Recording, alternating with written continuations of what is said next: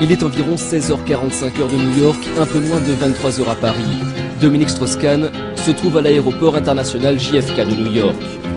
Alors qu'il s'apprête à embarquer dans un vol Air France à destination de Paris, 3 membres des autorités portuaires l'arrêtent et le conduisent en garde à vue. Le patron du FMI et probable candidat à la primaire socialiste vient en effet d'être accusé d'agression sexuelle par une femme de chambre de cet hôtel, un hôtel situé sur Times Square, en plein cœur de Manhattan.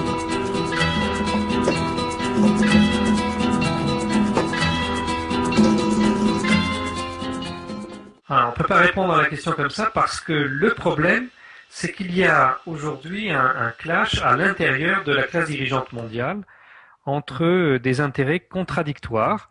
D'un côté, on va dire la finance internationale, celle qui n'a pas de patrie, qui flotte un peu partout, qui est globalisée, et dont DSK était le gourou.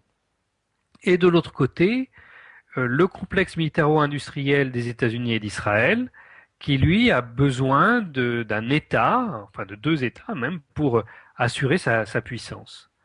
Et donc quand il y a une crise économique, comme maintenant, les solutions qui sont favorables aux uns peuvent être défavorables aux autres. Donc là, il avait été convenu, compte tenu de l'effondrement de l'économie réelle des États-Unis, si on met de côté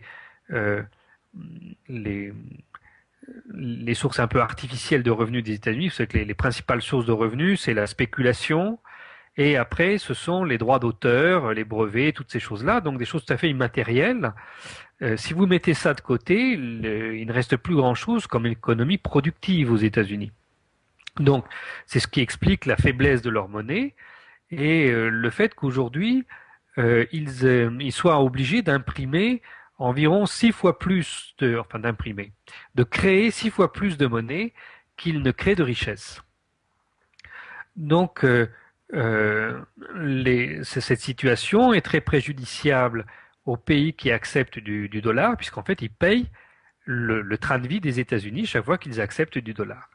Et en premier lieu, c'est préjudiciable à la Chine, parce que la Chine est aujourd'hui l'atelier des États-Unis. Presque tout ce qui se consomme aux États-Unis, c'est fabriqué en Chine. Et parce que les Chinois sont payés avec des bons du trésor des États-Unis. Donc il fallait trouver une solution pour que la Chine soit payée autrement qu'en monnaie de singe, et que néanmoins ça ne provoque pas l'effondrement des États-Unis, qui alors ne seraient plus devenus solvables et n'auraient pas pu continuer à acheter des marchandises chinoises. Donc on avait convenu de créer une monnaie de réserve adossée aux droits de tirage spéciaux du FMI, donc à un système qui mélange différentes devises, dont du dollar, mais pas seulement. Et le passage à cette nouvelle monnaie de réserve signifiait une perte de puissance pour les États-Unis en tant qu'État, donc pour le complexe militaro-industriel des États-Unis. Si le dollar, on ne peut pas en créer autant qu'on veut, et alors avec quoi va-t-on payer cette armée gigantesque? Mais ça ne gênait pas du tout la finance internationale, qui elle, au contraire, flotte parfaitement avec tout ça. Donc, au cours des 2 dernières années, on s'est approché de la création de cette nouvelle monnaie de réserve. Et en principe, c'est là, le 26 mai, au sommet du G8 à Deauville, que l'on devait annoncer la création de cette monnaie de réserve.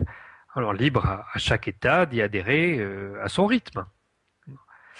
Et il n'y aura pas cette annonce, puisque Dominique Strauss-Kahn a été amené à démissionner du FMI dans les conditions qu'on connaît, et que, d'autre part, cette monnaie avait été réalisée déjà à titre expérimental par un État qui disposait de très très grosses réserves monétaires, parce qu'il y a un État pétrolier qui avait un fonds souverain considérable, et c'était la Libye. Or, on a bloqué, on a gelé les avoirs de la Banque centrale libyenne, on a même créé une banque centrale rebelle pour essayer de voler ses avoirs.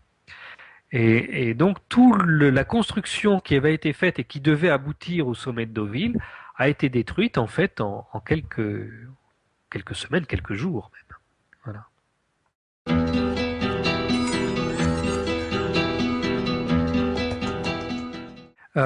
le terme spéculation n'est pas le plus approprié pour ça. En fait, l'économie des États-Unis aujourd'hui, elle repose sur la puissance militaire et non pas sur sa production intérieure. Parce que qu'est-ce qui fait qu'on accepte du dollar? Eh bien, c'est parce que si vous refusez du dollar, il vous arrive ce qui est arrivé à Saddam Hussein ou à Muammar Kadhafi. Voilà. Tandis que si vous l'acceptez, eh bien, vous payez les échanges internationaux avec ça, mais au passage, vous devez payer le déficit des États-Unis. Donc c'est un système qui fait que les États-Unis sont riches aux dépens des autres.